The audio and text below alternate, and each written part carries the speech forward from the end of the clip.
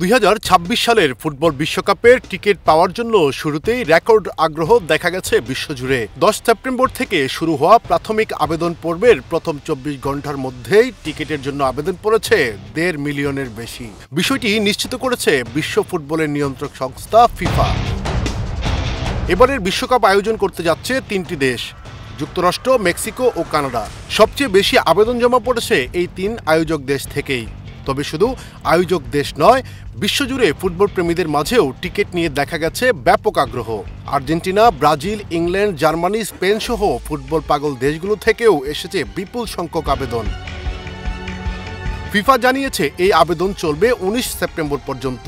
এই সময়ের মধ্যে যে কেউ চাইলেই আবেদন করতে পারবে ফিফার অফিসিয়াল ওয়েবসাইটে গিয়ে। তবে আবেদন করলেই টিকিট নিশ্চিত নয়। নির্দিষ্ট সময় শেষে আবেদনকারীদের মধ্যে লটারির মাধ্যমে নির্বাচন করা হবে এবং নির্বাচিতদের ইমেইলের মাধ্যমে জানিয়ে দেওয়া হবে।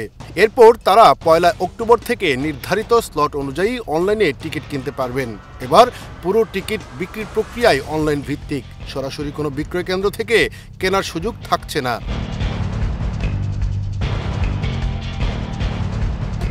ফিফা বলছে তারা টিকিট বিক্রির এই ডিজিটাল পদ্ধতি আরও স্বচ্ছ ও সবার জন্য সমান সুযোগ নিশ্চিত করতে নিয়েছে।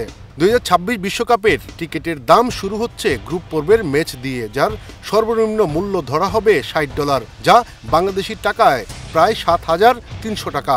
আর ফাইনাল ম্যাচের সর্বোচ্চ টিকিট মূল্য নির্ধারণ করা হয়েছে $6,730, যা প্রায় 8,20,000 টাকার সমান। তবে চাহিদার ভিত্তিতে দামে কিছুটা তারতম্য হতে পারে বলেও জানিয়েছে ফিফা।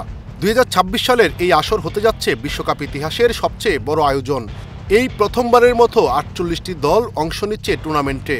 পুরো টুর্নামেন্টে মোট 104টি ম্যাচ অনুষ্ঠিত হবে, যা আয়োজন করা হবে 3টি দেশের 16টি ভেন্যুতে। 11 জুন শুরু হয়ে এই প্রতিযোগিতা চলবে 19 জুলাই পর্যন্ত। ফিফা আশাবাদী এবারের বিশ্বকাপ গ্যালারিতে 6.5 মিলিয়ন দর্শক টানবে, যা বিশ্বকাপ ইতিহাসে সবচেয়ে বেশি দর্শক সমাগমের রেকর্ড হিসেবে বিবেচিত হবে। এস.এম. শামীম, সুখবর। সুখবর, সুসংবাদ, সুদিনের।